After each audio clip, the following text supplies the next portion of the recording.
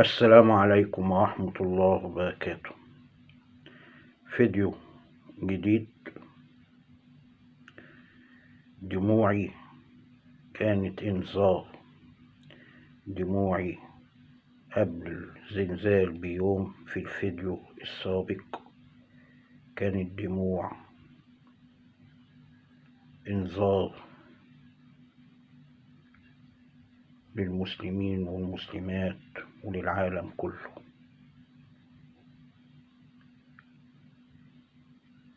وأهل البصيرة هم اللي يعلموا بهذا الأمر. أهل البصيرة هم اللي يحسوا ويعلموا بالدموع الإنذار. البث اللي قبل الزلزال بيوم وعيطت فيه على شبابنا وأولادنا كانت لدموع الإنذار لأمة محمد والعالم كله. لأهل البصيرة اللي يفهم الدموع ليس ضعف، الدموع لله سبحانه وتعالى قوة وإرادة. الدموع لله سبحانه وتعالى تساوي قوة وعزيمة. هو الضدين، حنين ولطيف وحبيب مع المساكين والضعفاء، شديد وقوي وقاسي على الظلمة والظالمين. هو الضدين. الله في كتابه غفور رحيم، وعذابه وعقابه شديد،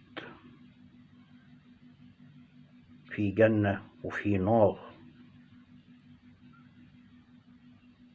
خلقه الله ضدين،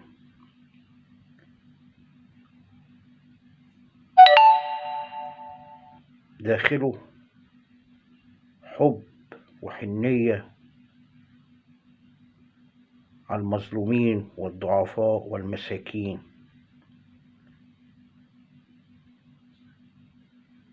وجواه قوة وقسوة وشدة على الظالمين والمظلومين.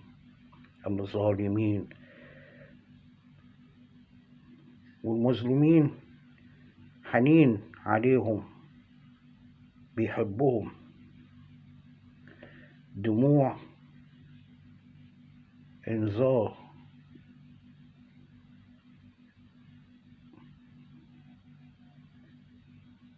وبشرى لأهل الخير وأهل الإصلاح والمخلصين والمخلصات، الموحدين بحب الله ورسول الله عليه الصلاة والسلام. كله بقدر الله وكله بأمر الله. فذا البداية قبل النهاية. العالم كله هيفوجئ بقدرة الله وعظمة الله وقوة الله. الزلزال قام في جميع الدول العربية في وقت واحد.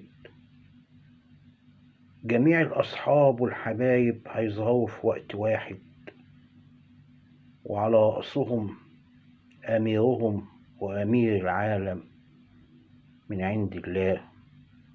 فهو مؤيد من عند الله بقدرة الله وعظمة الله. هو القائد الرباني. الله هو اللي مؤيده، وليس أحد من البشر له جميل.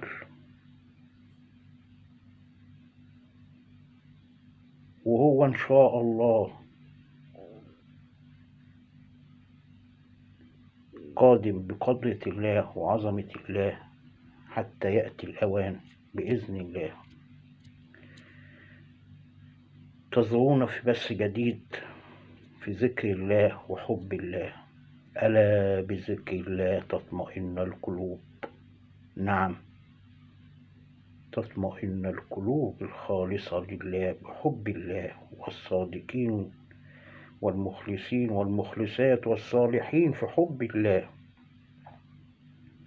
اللي هم أهل البصيرة وأهل النور، اللي يعرفون ويحسون من عند الله. والسلام عليكم ورحمة الله وبركاته.